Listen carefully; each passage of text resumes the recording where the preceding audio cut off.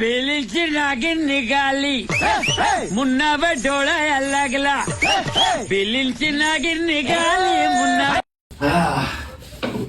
भाई पूरा खंडिया डरता है मुझसे।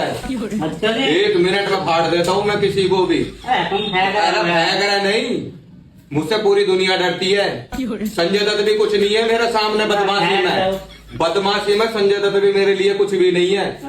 मैं फेंक रहा हूँ, ये देख देख क्या क्या ये? इंस्पेक्टर साहब ये नकली है। अच्छा नकली है। वैसे ही हवाबाजी कर रहा था, फेंक रहा था मैं। तेरी आवाज तो थाने निकालूंगा, चल तू। अरे नहीं इंस्पेक्टर साहब रहने दो। तू चल, ये नकली है ना, तेरे पे असली का आरोप लगाऊंगा मैं। इंस्पेक्टर साहब मैं तो हवाबाजी कर रहा था। इंस्पेक्टर नकली इंस्पेक्टर साहब रहने दो। तेरे ऐसे जूत मारूंगा थाने में। भाई सॉरी भाई मैं नकली है। थाने बताऊंगा। चल तू चल।